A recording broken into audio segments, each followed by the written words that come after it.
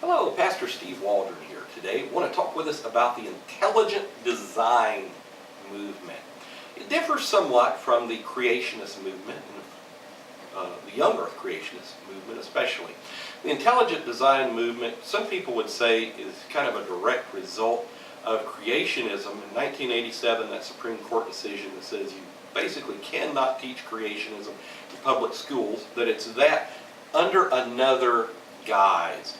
Some of you may be acquainted with the textbook of Pandas and People, that biology textbook that kind of introduced the world to intelligent design in a little bit, for a little bit. Actually, intelligent design, 1970 was being mentioned, 1982 was being mentioned, but yeah, that's when it kind of exploded on the world. There's a man by the name of Philip E. Johnson, who was a professor at UC Berkeley, a law professor.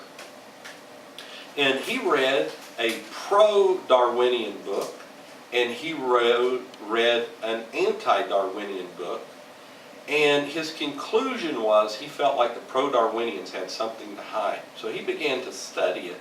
And so Philip Johnson came out with the book Darwin on Trial. Now many people would say this was really the beginning of the modern intelligent design movement. Now, Philip Johnson is a brilliant jurist, lawyer.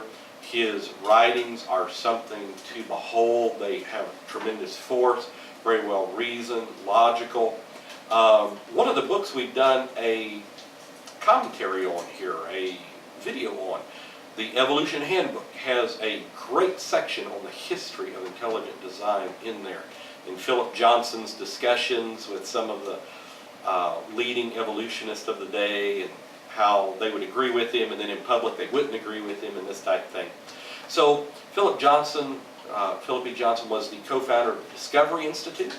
The Discovery Institute really pushes the intelligent design movement. You have great resources like Guillermo Gonzalez and Privileged Planet, that DVD. I've seen that literally convert a nuclear engineer to creationism by just watching a 6-day creationism, just by watching extremely well done. Privileged Planet, Guillermo Gonzalez. William Dembski is another proponent of intelligent design. He's come up with maybe a couple of different theories, much like Occam's razor kind of type theories that would really promote intelligent design. Now, intelligent design would differ from young earth creationism in that young earth creationism would say that this is true biblical science. Intelligent design would never necessarily say there is a designer, or they would say a designer little d. They would say that, much like Frederick Hoyle, that possibly that it was aliens who did the design. But they would say that there is a design hypothesis out there, and that the complexity, information systems, information theory, the syntropy, all living beings have to be working simultaneously at the same time, whether individually or in many instances in a closed ecosystem corporately, for there to be survival, that there had to be a designer. This harkens back to 1802, William Paley's the Natural Theology, where he says, if I'm walking through a heath marsh or a peat bog, and find a watch, I could say it either appeared, or more than likely, I would say somebody dropped it there and somebody designed it because of the complexity involved. And he harkened back to Joseph Butler, 1736. In those type arguments, Joseph Butler was a great fighter against deism, trying to sweep over the United Kingdom during that time, as was Alexander Pope and Dean Swift and Handel. But anyhow, so these arguments have been around a long time. Some would just say they're just rehashes of the teleological argument or the cosmological argument of creation. But really, they do have some nuances. Michael Behe in Darwin's Black Box. Many things like that.